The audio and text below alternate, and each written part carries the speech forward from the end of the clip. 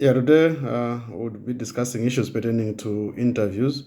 So we need to appreciate when you talk about interviews, what are we talking about? I think when you talk about interviews, we should think of this as an interaction between an employer and the prospective employee. So this is kind of interaction which happens between the employer and also the prospective employee for the sake of selection by the employer in terms of the employee who is suitable for a particular position. So when you talk about interviews, I think this is just the last process in the recruitment process in terms of as a process of finding to get a best employee who is suitable for the job. So in short, I think when you talk about the whole recruitment process, I think it starts with the process of having a job description, or sometimes we call it um, job analysis. So you need to come up with a job description. After you come up with a job description, what is important thereafter, I think, is to advertise that particular job advert. And what you need to appreciate is that that particular job description should have inputs from the head of department and also from the HR in terms of how the job has to be organized and all that.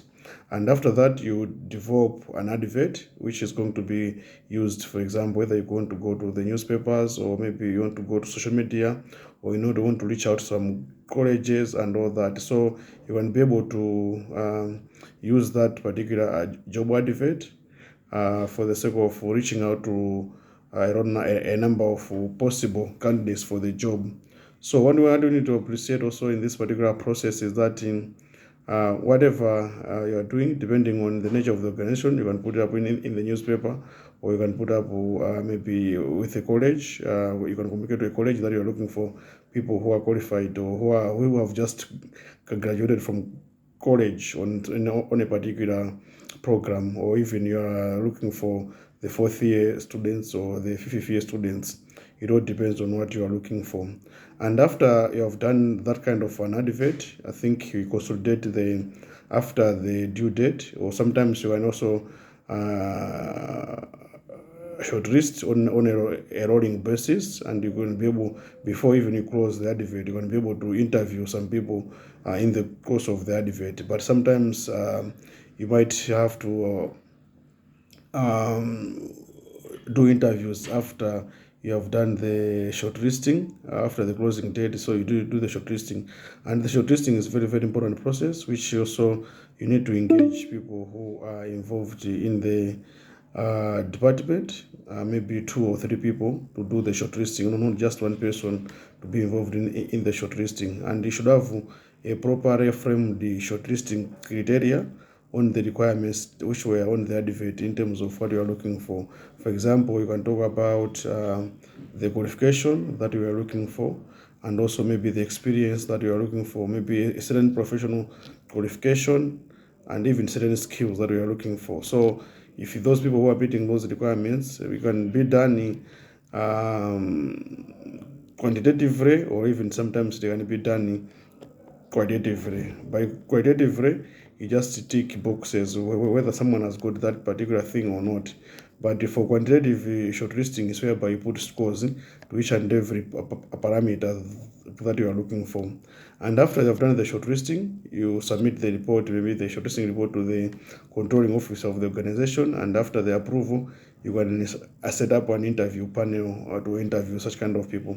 And also, I think what is important when you are forming up this kind of interview panel, it's important to have people who are knowledgeable in the field, rather than, for example, I'll give an example whereby a person is had applied, you had a vacant position of for example, an ICT officer, and you find maybe someone who is maybe a finance person, could be someone in community development, is sitting on that particular interview panel, and you find that maybe you cannot understand what the job is all about, and we still cannot be able to assess the questions, whether the responses are right or wrong and all that. So it's very important that when you are when you are doing the interviews, the people who should be sitting on the panel should be someone, the ones who are knowledgeable in the job at hand.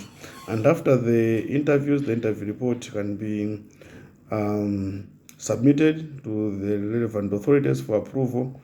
And after such kind of, maybe the best candidate has been identified, you can now try to seek references, for example. So you can seek references from the organizations that the person has worked before, or even his referees.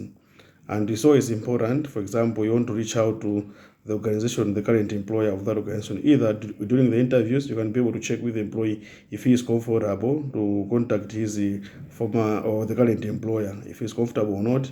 Or even sometimes you can be able to reach out to him after the interview results, maybe by stating that as part of the process, we're trying to contact referee. So do you have any reservations if we contact your current employer? Yeah, so in such kind of a process, it's about consulting the person so that you should be able to not to get enmity with his or her former or current employer. So that's very, very important. And after you have done the references, I think when they are positive, you want to be able to do either other processes like the police checks. Maybe if the person has ever had the criminal offenses and all that.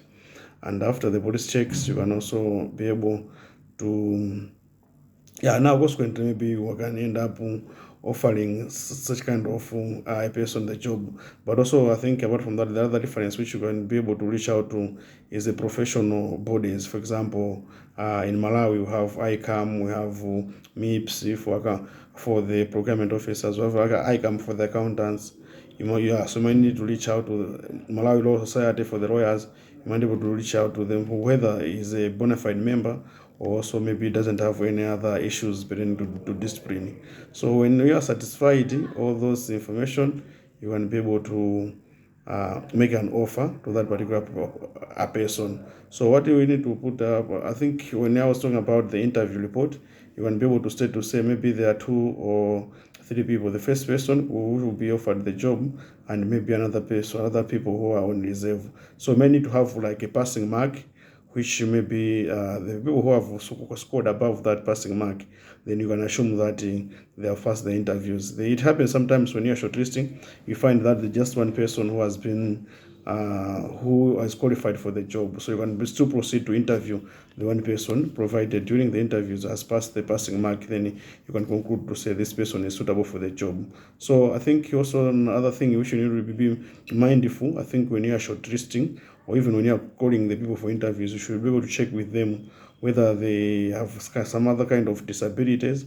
Yeah, because I recall there was a time whereby we had to interview someone who was deaf. So sometimes it's always how are you prepared to accommodate people with disabilities, for example, like someone who is deaf. So how are you able to reach out to such kind of people and be able to support them during the interviews? And also I think what is very, very important to appreciate is also to say, for example, even the rooms that you are using for the interviews, are they disability friendly, for example? Because sometimes someone might be using a wheelchair. Yeah, so it's always important that you're able to be accommodative to such kind of people. And I think during the interviews also what is important is to remove certain form of biases and all that, and to conclude certain things. Yeah.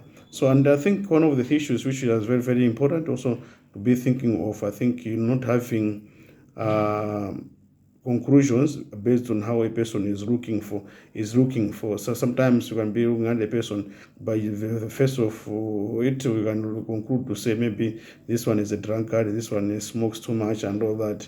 I think that's not very, very important, and that's not very good.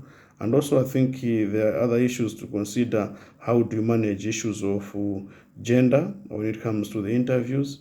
For example, if you are looking for a woman or you're looking for a man, do you need to invite the women, or maybe you need to for example, maybe to invite our women if you are looking for a woman, for example. So these are some of the things which you may need to consider also.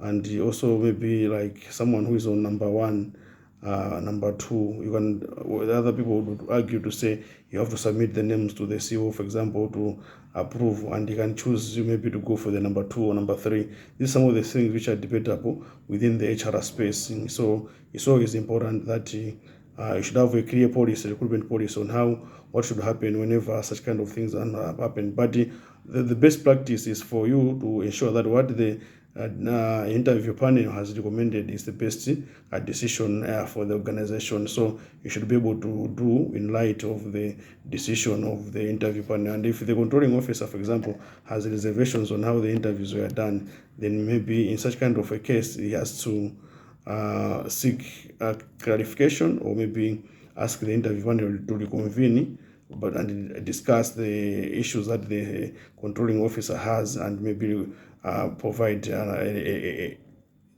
new recommendation. Yeah, so that's what is very, very, very important also to appreciate. And also there are issues of conflict of interest whenever the people who are involved in the shortlisting, the people who are involved in the interviews, whether they're not conflicted with one of the candidates. So it's also very, very important, because these things can come up at a later stage. So you should be able to manage such kind of things. So I think in a nutshell, these are some of the things that we need to consider when you are talking about interviews. And it's very, very important that you should always be as a professional, because it's garbage in, garbage out. Whatever you get during the interviews, you might find that it has got an impact on the performance of the organization. Yeah, so I would like to thank you for listening to this particular video. Thank you.